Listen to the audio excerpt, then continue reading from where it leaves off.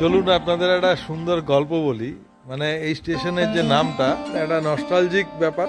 আর রাজা ভাত খাওয়া,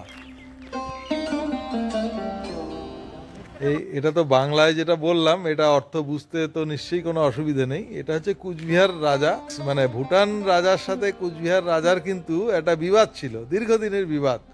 এবং সেই বিবাদের জেরে কুচবিহার রাজকে কখনো অন্তরালেও থাকতে হয়েছে, মানে ভুটান রাজের কাছে পরাজিত হয়েছে। যাই হোক, সেটা একটা দীর্ঘ ইতিহাস। সেই ইতিহাসটা পড়ে আজকে বর্তমানটা বলি। সেইখানেই কুচবিহার রাজ একবার এই ভুটান রাজের যুদ্ধের ব্যাপারে এই রাস্তা দিয়ে যাওয়ার সময় এখানে এসে দ্বিপ্রহরিক আহার উনি করেছিলেন। এখানে দ্বিপ্রহরিক বিরতি এবং আহার, যার জন্য এই জায়গাটার নাম রাজা ভাত খাওয়া। এটা আমি শুনেছি কারো থেকে, আমি জানি না এটার অথেন্টিকেশন কি। যারা এই ভিডিওটা দেখছেন বা আমার ব্লগটা দেখছেন তারা হয়তো কমেন্টসে বলবেন, আই মে বি রং, আমি জানি না। কিন্তু এটা একটা দুর্দান্ত ব্যাপার। এই যে আমার পেছনের যে স্টেশনটা দেখাচ্ছি, এটা একটা ছোট্ট স্টেশন যেটা আলিপুর থেকে এসছে এবং এটা কিন্তু যাবে হচ্ছে আমাদের মালবাজার ক্রান্তি। এই যে স্টেশনটা, এই যে পুরনো ইট, তো সেই ইটের তৈরি যে বিল্ডিং, মানে পুরনো ট্র্যাডিশনাল, সেটা এখনো এখানকার ইনট্যাক্ট আছে। এবং তার যে পরিবেশ, এই যে এখানে যেটা দেখা যাচ্ছে যে রাজা ভাত খাওয়া রেঞ্জ, এটা হচ্ছে বক্সা রেঞ্জের মধ্যে পড়ে, যে ফরেস্ট এবং তার মাঝখান দিয়ে এই রাস্তাটা গেছে।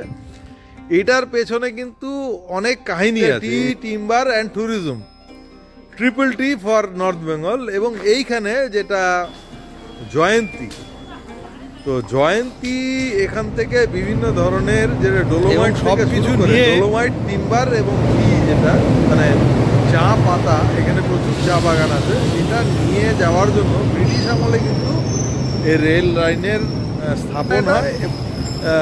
দুঃখের বিষয়টা কি, যেটা হচ্ছে এই রাস্তাটা গেছে, এই রেল লাইনটা বনের মাঝখান দিয়ে গেছে, বনপথের মাঝখান দিয়ে, যেখানে প্রচুর বন্যপ্রাণীর জীবন কিন্তু যায় এই রেল লাইনের মাধ্যমে। সেটা একটা আলাদা ব্যাপার।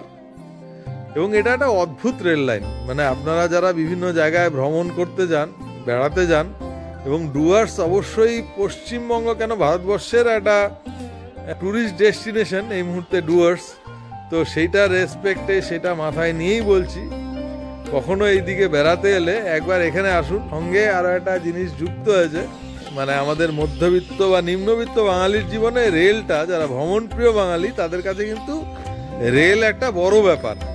সেই জায়গাতে দাঁড়িয়ে এইখানে একটা রেস্টুরেন্টও হয়েছে। এখান থেকে আমরা কোথায় যেতে পারি, সান্তালবাড়ি, জয়ন্তী, মহাকাল, এবং তারপর হচ্ছে বক্সা, যেটা হচ্ছে একটা ঐতিহাসিক জায়গা, তারপরে হচ্ছে লেপচাখা।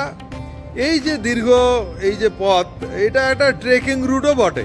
তো সেই রেসপেক্টে এবং এখানকার যে বনানী, যে এই একটা বনপথের মাঝখানে একটা রেলওয়ে স্টেশন, এবং যেটার সাথে একটা ট্র্যাডিশনাল যে লুকস, আমাদের এখানকার কুচবিহারের যে নির্মাণ শৈলী, সেটার একটা নিদর্শন পাওয়া যাবে। এই যে সরু ইট যেটা আছে, এবং তার সাথে লাল রং এবং সরু ইট, এবং সেটার সঙ্গে এখানকার কুচবিহারের একটা ইতিহাসের কিন্তু মেলবন্ধন পাওয়া যাবে। তার সঙ্গেই এটা একটা নতুন সংযোজন, ফ্লেভার অফ ডুয়ার্স। এটা একটা রেস্টুরেন্ট কিন্তু যেটা দেখাবো, দেখলে পরে নিশ্চয়ই অবাক হতে হবে। এই মুহূর্তে যেটা একটা ট্রেন্ড হয়েছে, যেটা হচ্ছে এয়ারবাসের মতন করে কোনো একটা রেস্টুরেন্ট তৈরি করা, বা ট্রামের মতন করে যেটা দেখিয়েছি কলকাতায় কুমারটুলিতে, একদম ট্রামের আদলে, সেটা হচ্ছে চায়ের দোকান কুমারটুলিতে আছে, যেটা আমার ব্লগের মধ্যে কিন্তু আছে। এই বছরই সেটা করেছি সেটা। তারপরে এয়ারবাস, যেটা এই মুহূর্তে আমরা দেখছি শিবসাগরে নিয়ে যাচ্ছে। আর এইটা হচ্ছে একটা ট্রেনের কম্পার্টমেন্ট, সেইটারও ভিডিও আছে কিন্তু আমার আসানসোলের, যেটা ভিডিও ব্লগ আছে, যেখানে একটা রেলওয়ে স্টেশন আসানসোল, সেখানে এরকম একটা আছে। এটা কিন্তু একটা ইন্ডিভিজুয়াল এটা করেছে। এবং আমি যেটা মনে করব, এইখানে যে এটার যে ডিজাইনটা করা হয়েছে, সেটা এখানকার যে ট্যুরিজম, সেটাকে মাথায় রেখে এখানকার জনজাতি এবং ওভারঅল যেটা এখানকার রেলওয়ে, এই যে বনের মাঝখানে একটা রেলপথ, আমিও নিজে রেলওয়ে লাভার, আমার কাছে একটা খুব নান্দনিক ব্যাপার বলে মনে হলো।